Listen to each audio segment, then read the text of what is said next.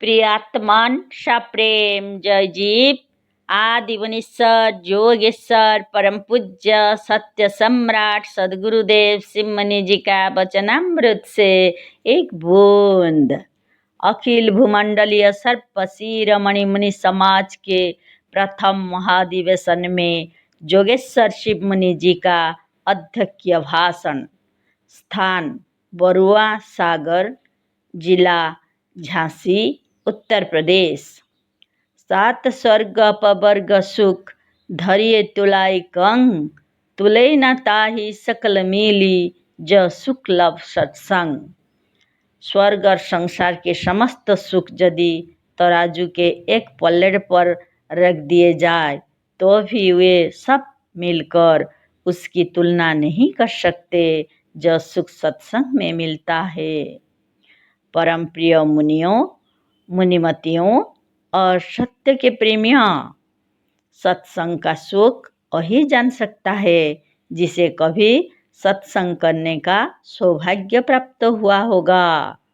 जैसे असत्संग और कुसंग में वाद विवाद, ईर्ष्या देश, बैर विरोध, अज्ञान और विकराल विष की वर्षा होती है, उसी तरह सत्संग में सत्य ज्ञान, सत्य प्रेम, आत्मानुभव और अमृत की वर्षा होती है। जैसे थोड़ी देर की कुसंगति जीवन को बिगाड़ने के लिए पर्याप्त है, उसी तरह से थोड़ी देर की सुसंगति या सत्संग जीवन को सर्वोच्च शिखर पर लाने के लिए पूर्ण रूप से समर्थ है। सठ सुधरिंग सत्संगति पाई, पारस परसी कुधातु सुहाई। पर सत्संग वही है जहाँ सत्य की चर्चा हो।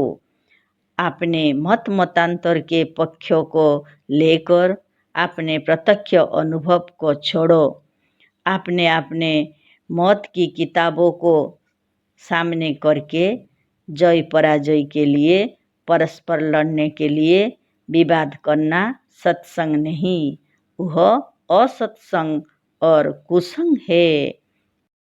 कुरान को बने हुए 1300 वर्ष बीत गए, पुराण को बने कोई 1000 वर्ष बीत गए, इंजिल को बने हुए 1800 वर्ष बीते, धर्मपद को बने हुए 2500 वर्ष व्यतीत हुए और वेदों को बने हुए कितने वर्ष बीते, शायद यह किसी को ठीक ठीक ज्ञात भी नहीं है।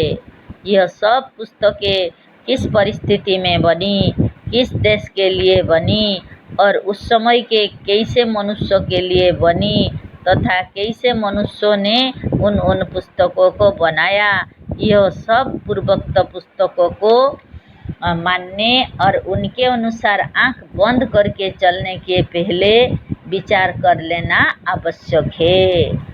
लोग कहेंगे कि अमुक पुस्तक ईश्वरकृत है, उसमें अकल का दखल देना बहुत बड़ा पाप है।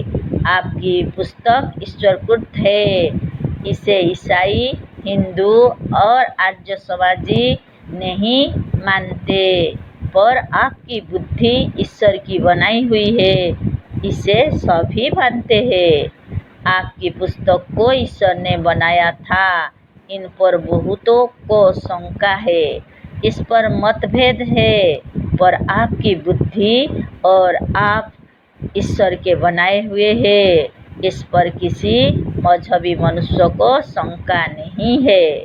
सच्ची बात यह है कि आपकी बुद्धि और आपका अनुभव पुस्तकों की अपेक्षा कहीं अधिक मान्य है।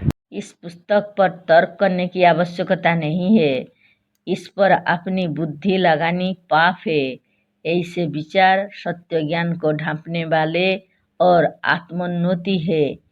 यह पुस्तक अच्छी है या यह पुस्तक माननी है, विचार से, बुद्धि से और उसी अकल से जिसका दखल देना आप गुनाह समझते हैं। 1300 वर्षों के पहले इस पृथ्वी पर कोई मुसलमान नहीं था। क्या जो लोग मुसलमान हुए उनको अकल नहीं थी?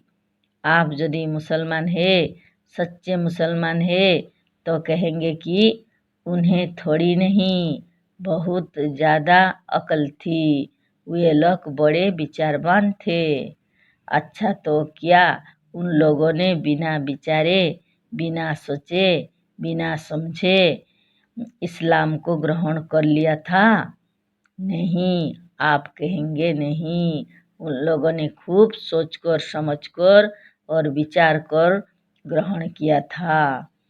हम पूछते हैं कि आपका मजहब लोगों ने स्वयं अपनी बुद्धि से विचार कर ग्रहण किया था या किसी दबाव, डर और लालच ने सोच कर ग्रहण किया था, समझ कर ग्रहण किया था और अपनी बुद्धि ने सब कुछ किया?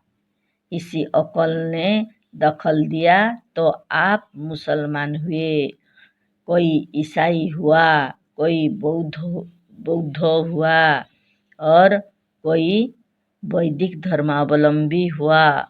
सब बुद्धि ने किया। फिर इसी बुद्धि से आप क्यों भाग रहे हैं? कुछ लोगों का कहना है कि अकल को बनाने वाला शैतान है।